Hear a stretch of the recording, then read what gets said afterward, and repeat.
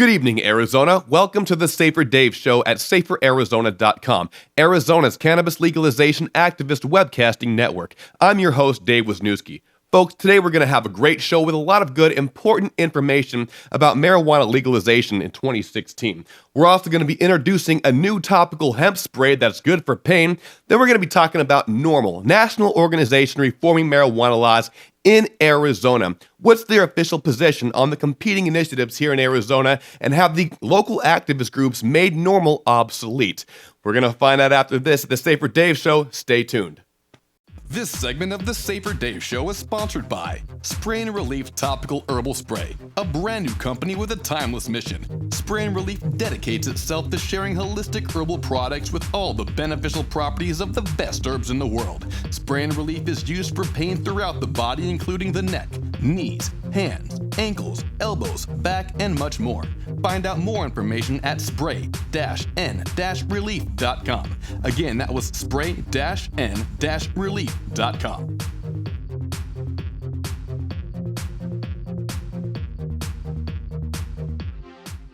Arizona, are you ready to legalize marijuana? Here is some important information you should know. There are two marijuana initiatives competing with each other for your vote. One is an out-of-state sponsored corporate investor-driven initiative that seeks to establish a marijuana monopoly for a small group of wealthy dispensary owners. This initiative is known as the Marijuana Policy Project Initiative, or the Campaign to Regulate Marijuana Like Alcohol. The other is sponsored by Arizona citizens and activists. This initiative is known as Arizonans for Mindful Regulation, or the Campaign to Legalize and Regulate Marijuana. The Marijuana Policy Project is responsible for the Arizona Medical Marijuana Act as well as the detrimental 25-mile rule. The 25-mile rule came in and knocked out everyone's ability to grow plants. To see the shockwave of devastation that caused when we were just igniting. Under the AMMA, medical marijuana patients can grow 12 plants at home as long as they live outside of a 25-mile radius of a dispensary. At first, everyone had the right to cultivate because no dispensaries existed. But as soon as they started popping up, all of those patients would now be committing a felony and facing arrest if they continued to cultivate. The Marijuana Policy Project claims to be doing a good thing. They say they are ending prohibition by regulating marijuana like alcohol. But according to local activist Dave Wisniewski, their campaign is overwhelmingly deceitful. They are lying. They claim to end prohibition. They are not ending prohibition. Arizona's marijuana prohibition is a law called ARS 13-3405. To end prohibition, you would be required to remove or repeal ARS 13-3405. However, the Marijuana Policy Project-sponsored initiative leaves this law completely intact. Instead of removing this law, they are placing their law on top of it. So whatever is covered under their law is legal, but what is not mentioned will default to the still active prohibition underneath, which is unarguably some of the harshest marijuana laws in the nation, completely riddled with felonies. With all these felonies in place, it gives police officers incentive to continue hunting down cannabis users and putting them in jail. Supporters of the AZFMR group also claim that even the name, Campaign to Regulate Marijuana Like Alcohol, is a lie, and here are some examples why. In Arizona, there are approximately 1,600 retail alcohol outlets. However, the Marijuana Policy Project initiative only allows for 160, which is only 10% like alcohol. Today, most patients do not get the majority of their bud from dispensaries. This means that currently the dispensaries cannot accommodate their patients. What do you think is going to happen when they go from 80,000 patients to 3 million legal users overnight with no meaningful increase in availability? The black market's going to explode. And with Sheriff Joe Arpaio's Operation No Drug Bust Too Small, they expect to see an increase in arrests for sales and cultivation. It is legal to brew beer at your home, and our city councils do not have the authority to prohibit citizens en masse from brewing beer. However, in the Marijuana Policy Project initiative, your localities, which are your city officials, have the authority to prohibit their 6 plants of home cultivation if they feel it is a nuisance. And typically, city council members tend to be prohibitionists, so we can expect that locality control over home cultivation will be the new 25-mile rule. Also, selling beer to your buddy without a liquor license is currently illegal. However, it is a Class 2 misdemeanor, which is just a fine. But the MPP initiative does not cover unlicensed marijuana sales, so selling even one joint of unlicensed marijuana defaults back to prohibition, which is a felony arrest. With choked availability and prohibition still in place, AZFMR supporters claim that this type of regulation is worse than our current prohibition. The MPP's initiative is a jail bait initiative designed to bait and trap cannabis users into serious prison time. But hope is not lost. Several months ago, AZFMR filed an initiative to compete with the Marijuana Policy Project that actually repeals prohibition, allows for 1,600 retail outlets with easier access to licensing, and allows the right to cultivate 12 plants per person that no authority can prohibit. Even if both initiatives make it on the ballot, the grassroots movement asks that you vote for their initiative over the MPP initiative. Vote yes on I-14 2016. You can volunteer at legalizemarijuanainarizona.org or come to any of their routine meetings.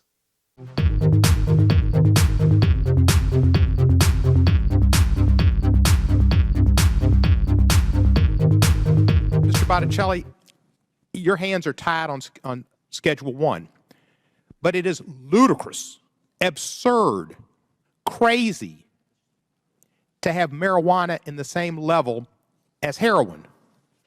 Anybody that goes to jail for marijuana is a crime.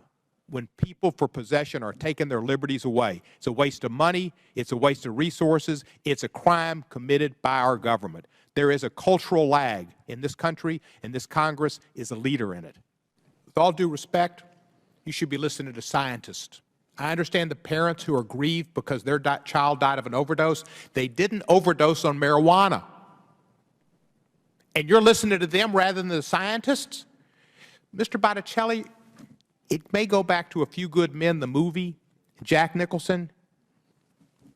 You can't handle the truth. The truth is the drug war failed. Your direction on marijuana is a failure. People don't smoke marijuana and beat up their wives and girlfriends. They get drunk. Sometimes they beat up their wives and girlfriends. All right, and that was Representative Stephen Cohen. He was kind of giving it to Mikel Botticelli. He was the head of the DEA, or one of the heads of DEA, telling him, you know, people who smoke marijuana, they don't beat up their wives. They're not violent people. And so this guy is, just taking it here, and he's Mikel Botticelli. How do I say his last name? I think it's Botticelli. Botticelli. Drug czar. Now he's Obama's drug czar, and this guy, he's sitting here trying to preach that cannabis is not medicine, wants to maintain prohibition, and that's why I brought on my guest today, Mr. Manny Chavez and Andrew Young. They have this new company coming out, Spray and Relief. We're going to talk about that here in a second, but we're trying to highlight that cannabis is not just something that people get high on. It's not, I thought it used to be. When I first got into the marijuana deal, I was a young dude, and I was like, this stuff gets me high. And I thought it was fun, but I also smoked cigarettes at the time. I didn't really care. Little to find out later that it was actually probably one of the most healthy things I was doing at the time, consuming cannabis, and that it was medicine. So you're sitting here, they don't want to legalize it because they say there's no real smoked way to get medicine from cannabis, which is not true. People are finding that smoking cannabis is beneficial, eating it's beneficial. But one thing that's not really touched on a whole lot is topicals, putting it on your skin. From cannabis, industrial hemp, the products are definitely helping.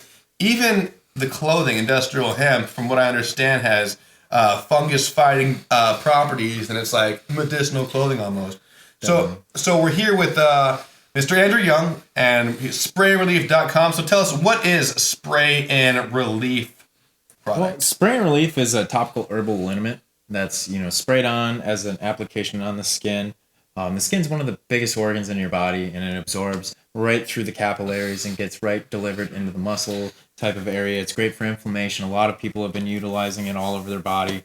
Hands, legs, knees, chronic pain users utilize this versus, pharmaceutical grade, prescription medication. So people are using this to treat the same kind of pain that they'd use like an Oxycontin for? Definitely. A lot of doctors don't realize that there are herbal alternatives to, pain management that way. I don't know if realize is the right word to use, or like right. they don't want to tell you. Yeah, there's so. Well, Obviously, they just like the money.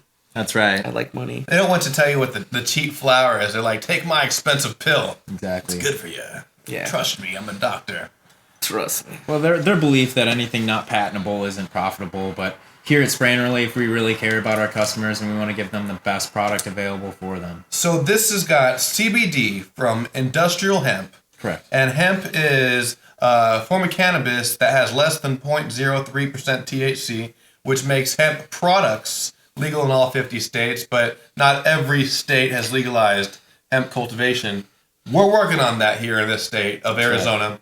So this is available for everyone. You do not need a medical marijuana card. That's correct. Visit us at sprayandrelief.com. That's spray-n-relief.com. You can buy it off our website. We're also carried in Desert Roots Kitchen in Tempe, Happy High Horny Herb Shop in Tempe. I love that place. It's great. Great go there to get all your herbal remedies. They're the one-stop shop for that, indeed. And BC Wellness is actually carrying Spray and Relief as well, so go and visit them. Check out all the other medicinal properties that are in this particular spray. Ingredients list is right online. Check it all out. Awesome. So, Manny, what kinds of, how has Spray and Relief helped you in your life? Well, when they first formulated this, I've actually had a lot of chronic back problems from accidents that I've had on motorcycles and throughout my life. So, I've always looked for something that's, not going to be something that a pill I'm taking because I hate opiates. I don't like feeling like that. And, when Andrew introduced me to this, I started using it, and I definitely did see a really big change in my life. And, it's like, it's all topical. You just spray it on, and honestly, I felt a lot better, and it worked out really well too. I work on the computer all the time, my hands are always getting really stiff, and I started, just spraying it on my hands pretty much every day, every time I work, and it's been working out great for me. Other guys in the office have, definitely started using it as well, and it's definitely something different, it doesn't get you high. That's not the point of this thing at all. It's just, medicine, you're using the camedols in your skin, for relief, and your body has receptors for that. Does not get you high. And they're there, and it doesn't get you high. It doesn't even break the blood-skin barrier, so it's like you could spray a whole bottle of this stuff on you and then go take a drug test, you'd be fine, because it's not for that. It doesn't do that. Well, I don't even think anybody tests for CBD, really. Well, who knows? That's true. But there's people that always have that question. That's one of the number one thing. Is this going to get me high? Yeah. And I'm like, if you spray it on your skin, can you take weed and rub it on your skin and you're going to get high? Can't do that. But, again, it was not made out of medical grade cannabis. So even if you could, this is not made from that. Yeah. This is from industrial hemp. It's correct. We do have a THC version that's going to be coming out in the next couple months, available for patients only. So look for that, in a dispensary near you. That's going to be cool because from what I understand is THC and CBD work synergistically as a team. So when they work good individually, but when they combine as a team, it's where you get the most horsepower out of them. It wouldn't be horsepower. Can of power to these things. Yeah, they definitely work great together, and that's what we really want to prove to people, the people that don't see the medicinal side to cannabis. That's what we hope to show. With one spray, they can't deny, the healing properties of the plant. Awesome. Topical spray, not in the eye, not in the mouth. Correct. Not in the eye, not in the mouth, not open wounds. Not open wounds. So just on your topical pain areas, and feel better. I'm going to go ahead and give some of this to my roommate. I'm not in any pain right now. I don't want to put myself in pain just to test it. I don't recommend doing that. But if you are in some pain, go ahead and get yourself some Spray and Relief. What was that website one more time? It was spray-n-relief.com, and contact number is 480 630-3296. You guys have any other stuff you want to say before we head out? Just check it out. It makes a great gift. It's the gift that keeps on giving. You must know somebody that's been, dealing with chronic pain. Eventually, most people are probably going to get hurt. This is a dangerous world out there. Stubbing your toe in the dark, it happens. Stub your toe, spray and relief. That's right, spray and relief. Just take the spray and relief challenge. I guarantee you. You use one bottle of this, you're going to get it. Money That's all back you got to do. Figure it out. For yourself. Spray and relief challenge. Spray and relief. Spray and relief challenge. 100% money back guaranteed. That's right. No questions asked. The Safer Dave Show. Until next time, find out more information at SaferArizona.com. Thank you. Thanks, Dave. Thank you, Dave. And we are back. That was this stuff right here. Spray and relief. Stub your toe, spray and relief. Got some pain, try spray and relief. It's got 100% money back guarantee. Worth a shot with that kind of guarantee. So let's talk about National Organization of Reforming Marijuana Laws. We have the state director of NORML, Mikel Weisser. He had recently come up to me when I was at a holiday conference and trying to say that our comparison chart was full of propaganda, false information, he says. That's flawed. It's a shame about that. Hey, Dave. Hey, what's up, man? Keeping the camera on. Do it, man. All times. You guys still flogging that thing? It's flawed, man. It's full of propaganda. Doesn't that embarrass you? Which one? What are you talking about? It's a comparison chart. Propaganda. Propaganda is false information. That's what I mean. Yeah, it's full of false information. It's deceptive language. I don't believe it's deceptive. Really? I think it's pretty accurate. Really? Yeah. I'd love to talk about it with you sometime. I'm not prepared at this moment, but I can send you the compare. Well, I don't think I'm even the one to even talk about it. I know that Tom Dean, Attorney For Cannabis, nationally to. famous defense attorney, looked over that and approved everything part of the language. I was just asking your opinion. Well, my opinion is that I trust Tom Dean's experience. I trust Tom Dean's experience too. I still have my assertions. And I'm like, it's not full of false information. It's pretty accurate. So we meet with Mikel Weisser with nationally famous cannabis defense attorney Tom Dean, the head of Arizonans for Mindful Regulation, which is Jason Madar, and we ask him to itemize all the things that he has an issue with the comparison chart.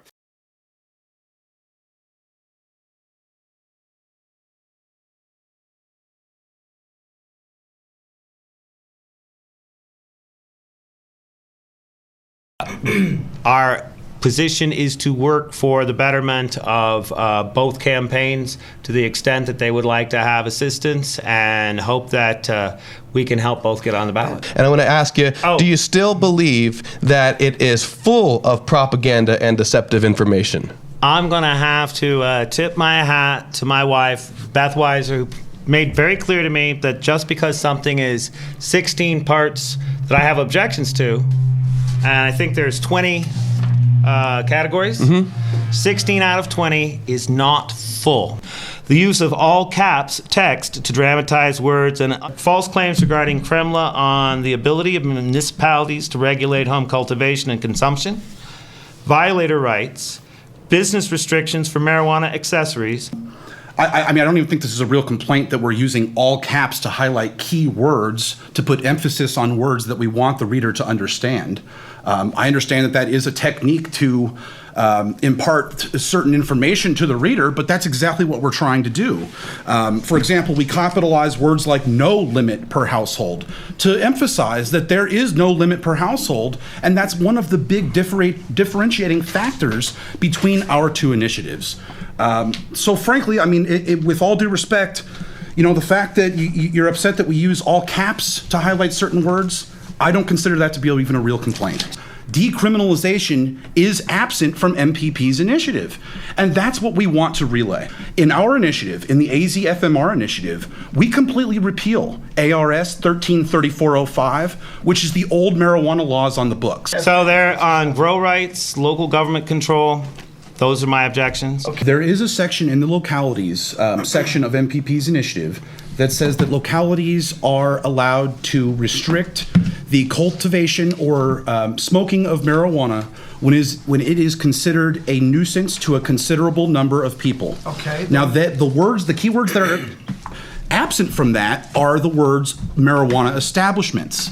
It does not say that that the localities have the authority to regulate marijuana establishments who cultivate and use marijuana. It says that the localities have the power to restrict cultivation and use if they consider it a nuisance to a considerable number of people. It does not say that that applies to marijuana establishments. Only marijuana establishments. Right. Okay. There you go, Tom.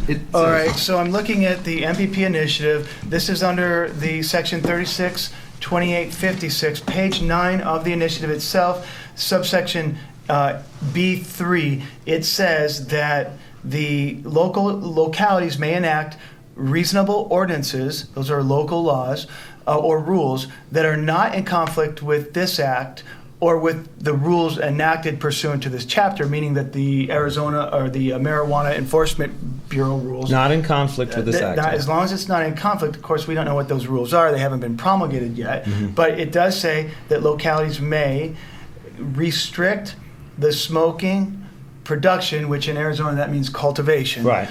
processing or manufacture, which in the language of this initiative refers to producing, for example, concentrates or edible products. It says that the locality may restrict that when it is injurious to the environment, so if it causes environmental damage, or otherwise is a nuisance to a considerable number of persons. So Look at this part here where it introduces what this section is about, stating that localities have the power to regulate marijuana establishments. But that's I assert that subsection this goes on, and the following language is regarding marijuana I don't establishments. think from a legal standpoint, the analysis it bears that out.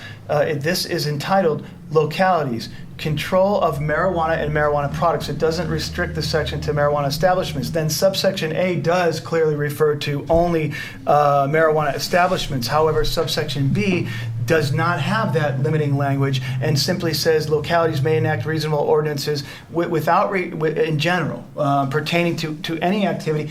We would have to interpret this, and the courts, I think, would be able to interpret this language not just to apply to marijuana establishments being businesses that are licensed for engaging on the business side of things, but also in the consumer. And it's not just the cultivation, but also talks about smoking, so that local municipalities or counties would be able to pass ordinances that could restrict an individual's ability to smoke marijuana, cultivate marijuana, and also to extract and infuse marijuana in general. Well, now, Tom, to add to that, a marijuana establishment would not smoke marijuana, correct? And therefore, that section could only apply to somebody who uses marijuana, and therefore it could not apply to marijuana establishments. That's a very good point, and thank you, Jason. You have a good legal mind. It does, in using smoking, it clearly doesn't not just apply to marijuana establishments, but would apply to consumer activity as well. Yeah. I think that it's true, Mike, and based on our review of that provision, do you still think that statement in the AZFMR chart is inaccurate, where Jason has stated that localities can prohibit cultivation if they determine that it is a nuisance or it is dangerous? I do not.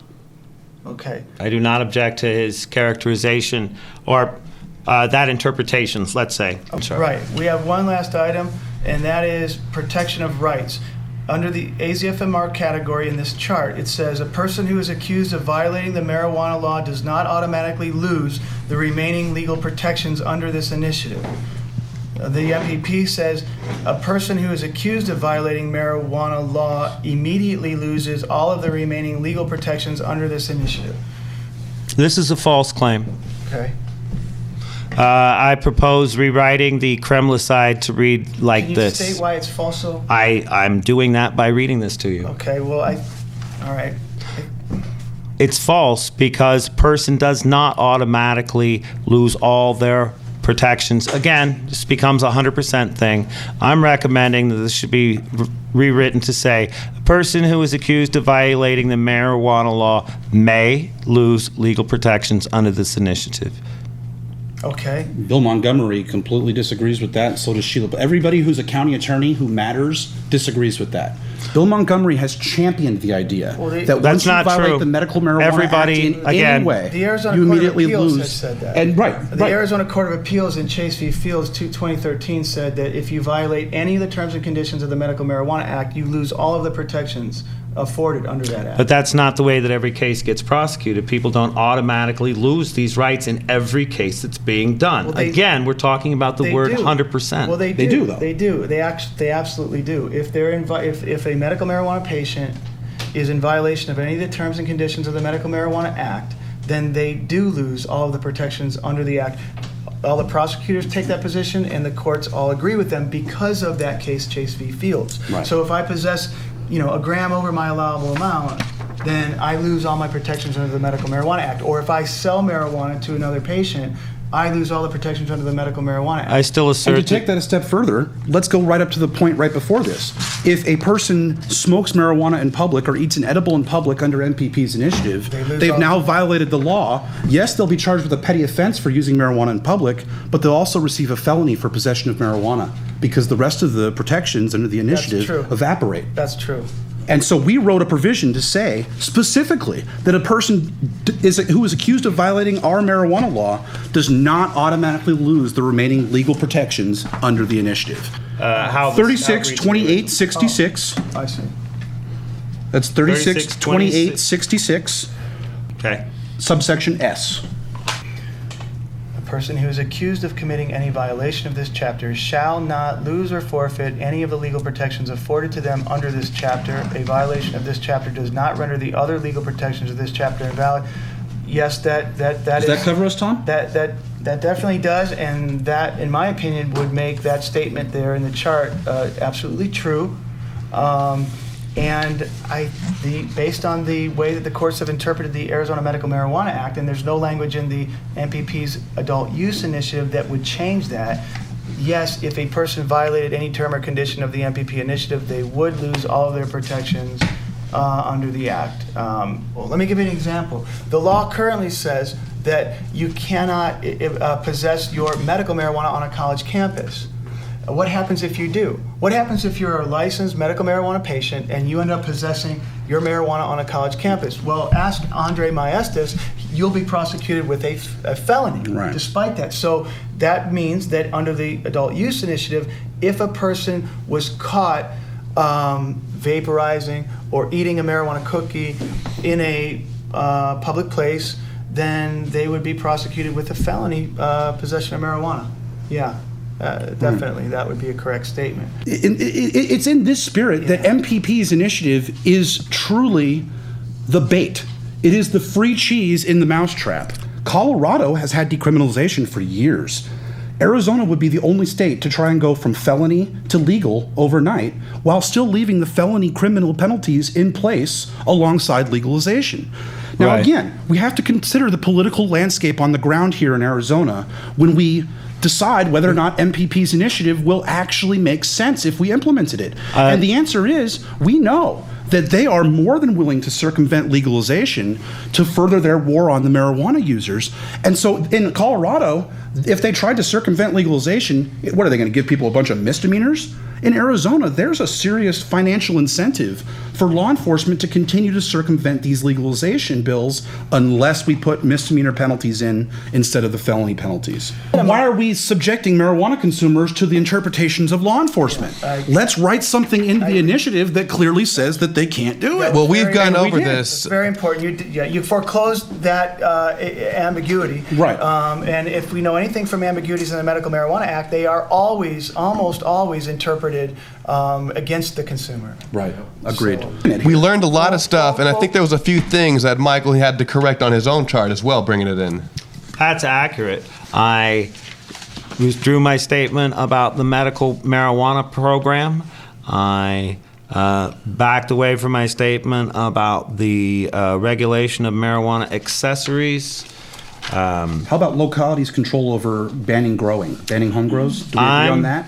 Yeah, I acknowledge that. Well, what's your final count?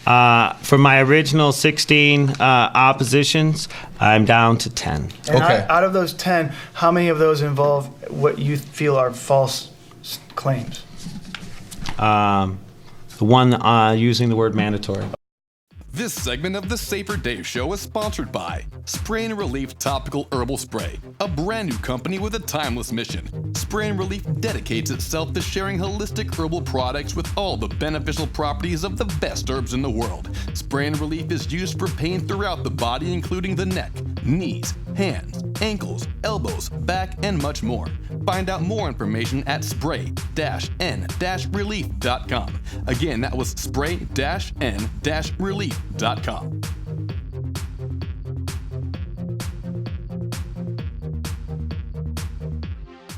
His biggest issue was capital letters for emphasizing words, and we looked at him like, are you kidding me? This is your biggest complaint, because that's what most of the stuff was about, capital letters, and we're like, that's nonsense. We're trying to emphasize words. We're trying to get a point. When you speak, you emphasize words, and this is not legal language. This is a comparison chart trying to tell you why you need to vote for AZFMR over MPP, because MPP's initiative is bad. It is all bad. So, I mean, like, yeah, we're going to emphasize the key points that we're trying to get people to understand, and it doesn't mislead people to not understand the actual initiative. So this guy's first complaint was pretty much dismissed as nonsense. You're going to get upset because we capitalized words like and. Like, oh my goodness.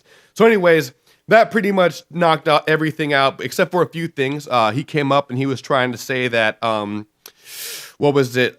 Localities can't prohibit home cultivation, that the MPP's initiative doesn't allow the opportunity to monopolize the marijuana accessory industry, or that patients will lose their rights if they end up breaking the law, or people who break the law falling on a prohibition, are they protected or do they lose their rights? These kinds of things. Mikel would butt heads with us, but we brought the attorney for cannabis, Tom Dean, and so what went down, I'm going to have a link to the entire 140-minute conversation if you guys want to hear it. Pretty much what went down was he was corrected. Mikel had to retract a few his statements. We showed him in the language where these things take place, and it's not just about, you know, the intent of the marijuana policy project, because the 25-mile rule was not written into the AMMA as it's implemented. It was meant as an extra level of comfort for people outside of 25 miles to designate a caregiver. It was not meant to restrict people inside of the 25 miles. But our state looked at it, and they wrote a summary that went to the voters, and the voters saw a 25-mile provision that would restrict people. So it wasn't the intent of the MPP to have the 25-mile law, but our state interpreted it that way. And since they brought that to the voters, that's what voters voted on, now we have this 25-mile rule. So it doesn't really matter what the MPP's intent is. It matters about how our corrupt government's going to interpret it. We already know that they interpret it in their favor to hurt patients. We already know that they're ignoring the AMMA. They're raiding legal grows right now. They are ignoring, for example, if you are a caregiver and your patients legitimately reside outside of the 25 miles, you're allowed to cultivate within the 25 miles. But courts are ignoring that, and they're raiding legal grows just for growing inside of 25 miles. You could be completely in compliance with the AMMA as a caregiver, but if they just think that you're surplus or you have extra marijuana, that you might be getting rid of it on the black market, even if they suspect that you're selling your legal marijuana on the black market, they are currently raiding people for that. That's a militarized experience. That's bringing a combat experience to your bedroom because they had a hunch. I mean, that's what's going on today. And it's naive to think that that's not going to happen with the MPP's initiative coming up in 2016. So we showed, Tom Dean, he's an attorney who represents cannabis consumers, the people who have had to deal with the result of the MPP's initiative, all the ambiguities. Those are the people that are like, man, I need some defense. And Tom's like, well, I'm a cannabis attorney, I'll defend you. And so he's very, very well experienced in the result of the MPP's initiative. So his opinion on how he thinks the courts are going to interpret it is probably one of the best opinions you could ever think of. So what happened was Mikel Weisser had agreed to these things. He understood that the localities can prohibit home cultivation and among other things. And then he goes back to his MPP representatives apparently. Over here, it was posted on the Safer Arizona Facebook page, and basically saying that he went back to the MPP representatives, and they're like, no, that stuff's not going to happen. That stuff's not going to happen. And then he's like, oh, okay, blah, blah, blah, blah, blah, blah. And then he's just like, just because the MPP said it's not going to happen, you just automatically believe that and just go on and you're going to preach that in your position, Director of NORML, as truth. Well, let me tell you something, Mikel Weisser. You know, they're already lying. MPP's already lying about regulating marijuana like alcohol. And I'm going to have a video here in the description that actually goes through how they're not regulating marijuana like alcohol. But we know that they're regulating they're regulating marijuana as if it's much more dangerous than alcohol. We already know they're publicly saying they're ending prohibition when we know they're leaving prohibition intact. That's another lie. So I think they may have lied to you, but let's give them the benefit of the doubt. And their intent is not all these horrible things that are in their initiative. We know from their last initiative that our courts, our government interprets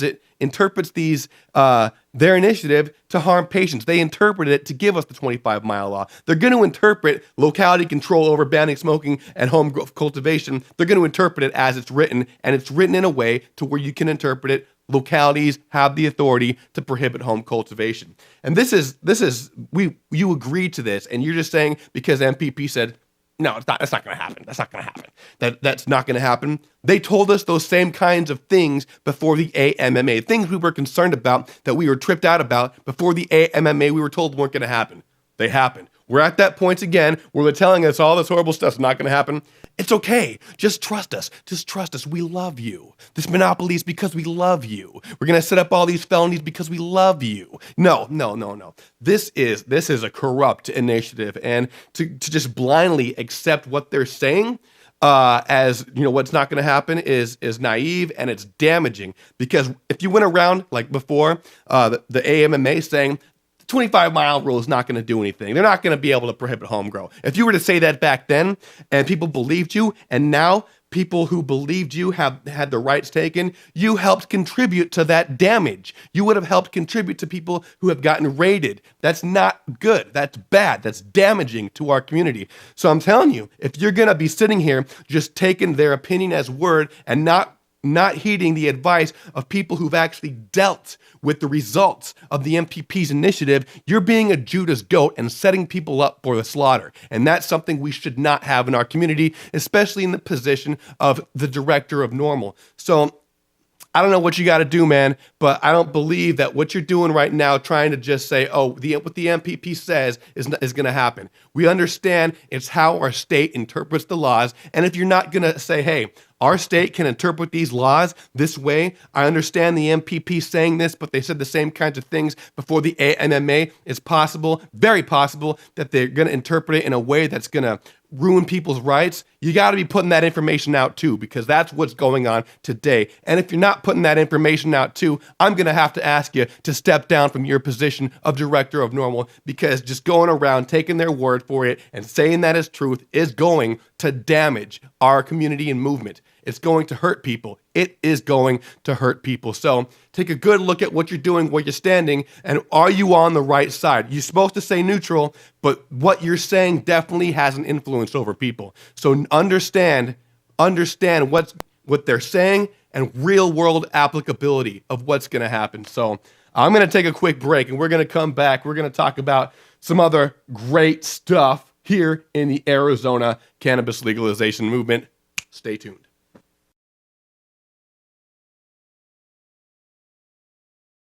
Good evening, Arizona. This is Dave Wisniewski reporting for SaferArizona.com with an important public service announcement. We are at a critical point in the Arizonans for Mindful Regulation campaign to legalize and regulate marijuana. Our campaign is approaching 80,000 of the 150,000 signatures needed to get the campaign on the election ballot. However, if the campaign does not see an immediate and significant increase in volunteer activity, it is not likely to make the ballot. This is especially important because Arizonans for Mindful Regulation is competing against an out-of-state corporate-sponsored, investor-driven jailbait initiative that is designed to establish a marijuana monopoly for a small group of wealthy dispensary owners. That campaign, sponsored by the Marijuana Policy Project, does not remove prohibition. Instead, it places a small incremental regulation on top of prohibition. So whatever's not covered under their initiative defaults to the still existing prohibition underneath. This type of regulation is worse than our current prohibition, as it baits and traps cannabis users into serious prison time. But hope is not lost. We still have until July 7th to get the signatures needed. So if you are watching this, please volunteer and make a campaign contribution at legalizemarijuanainarizona.org, and you can also come to any of the routine meetings. And the routine meetings are as follows. We have the Jerry's Restaurant meeting every Sunday. Jerry's Restaurant, 2323 East Thomas Road, Phoenix, Arizona, on the side room. That's at 1 p.m. We have a Wednesday meeting in Glendale at Herbal Rising's Cannabis Career College. That is 11841 North 19th Avenue, Phoenix, Arizona. That's at 6 p.m. And then every month we have the Phoenix Cannabis Coalition meeting. That is the first Wednesday of every month, 7 p.m. That is at 1015 North 1st Street, Phoenix, Arizona, near 1st Street and Roosevelt. Please help us out, be the change you want to see, and help us end prohibition the right way. Help us stand against marijuana monopolies in Arizona. And we are back to the Safer Dave Show, and I kind of want to point out a couple of things with Mikel Weisser, and another kind of like something that grinds my gears about him is he goes around lying to people about certain things, and in media. For example, I'm looking over here at this article. It's new Arizona NORML director committed to fixing fractured marijuana community. Well, let me tell you something. He was part of Safe for Arizona back in the day. He was our political director, but he's sitting here in this article claiming he's one of the founding members. He was not a founding member. I founded this Safe for Arizona with a few friends from high school, and then after it was already established and I had sent t-shirts out to dozens of people, then I asked, hey, is there maybe some sort of movement that or initiative this could these people with these t-shirts can be helping? Then I found Dennis Bulkey, and he was going to be filing an initiative for cannabis legalization 2014. And so then Dennis and I were talking, and then after that, he decided to latch on to the name Safe for Arizona, and we teamed up and we called that campaign for 2014 Safe for Arizona. Robert Clark was there, and then Mikel Weisser shows up, but after the first volunteers, after Dennis, after Robert, he's like fourth generation person at best. He was definitely not there in the original founding of it. So claiming that he's one of the founders, I'm like, dude, or a founding member, either way, it's not accurate. I'm like, you're putting that out. You're not one of the founding members of Safer Arizona. That's not cool that you're putting that out, man. Look at that picture. He looks blown out in that picture. Anyways, and then what would you say? I was basically, he was fired by Safer Arizona, and I don't see how I could bring the group back together by saying the group was allowed and one group isn't, no matter what happened in between us. It was somewhere here. He suggests that a subsequent breakup of Safer Arizona in June. Safer Arizona didn't break up. We're bigger than ever. You know, after I fired Mikel, even people that Mikel had brought on board, people had come to me like in a flock, like I had just taken out the hunter and all the animals could poke their heads up and say, oh, we're free now. People came up rushing saying, Mikel's gone. What can I do to help you now? I left just because he was there. And even people that he brought on board, he scared back away. And I'm like, man, I can't believe what kind of choke this guy had from getting people to participate. It was kind of like refreshing. I'm like, man, look at all these people that are coming out just because Mikel's gone. So these definitely got these bad vibes he's putting out all over the place, and so I'm not too convinced that him being in that position at NORML, putting out these bad vibes, putting out these scandalous, misinformation. I believe that there's probably someone better to be in that position at the director of NORML. But again, looking at NORML, what has NORML done for our state? I'm sure they've done quite a bit, but we tried to get them on board for the 2014 campaign, and all they did was say don't do anything, pretty much. Wait till 2016 because we're going to have the MPP come, and the MPP is going to take care of everything for us. So if anything, NORML has been trying to block us every step of the way for our grassroots legalization effort. And I'm not convinced that's a good thing. I understand they're corporate influenced and they have these national agendas that they're trying to trickle down to the community, but these national agendas, I'm not too convinced that they're not corrupted. So you gotta be mindful of, when big corporates trying to come in and legalize something in your community, is it actually for the community, or do they have their own corporate interest involved in trying to establish some sort of crazy nonsense like we're seeing today? I mean, Dan Rifle, he quit the MPP because of their influence by the industry and the corruption involved. So the corruption is happening, and it's happening from corporate. We need to try to fight this with our grassroots movements. That's why it's so important we get volunteers for Arizonans for mindful regulation. I mean, it is imperative that if we need to get a significant increase of volunteer activity immediately to combat what's going on here. Because if the MPP's initiative passes, hell's going to break loose. There's going to be a lot of crazy stuff going down, and it'll be sensational, but it'll be bad. It'll be bad for our community. So we got to legalize marijuana the right way, and we have the opportunity to do so. Almost 80,000 signatures. We can do this. We can do this. We can get this on the ballot. Legalize marijuana the right way. Legalize marijuana in Arizona.org. Please, all this stuff. Don't take my word for it. Look at the two initiatives. Read through them. See for yourselves, and then look at the comparison chart too. But do look into this, and I encourage you guys to check out the initiatives for yourself. So I'm going to wrap things up here. Voice getting kind of hoarse. Probably got to work from the diaphragm a little bit better. But join us next time. This was Dave Wisniewski reporting for SaferArizona.com. Thank you.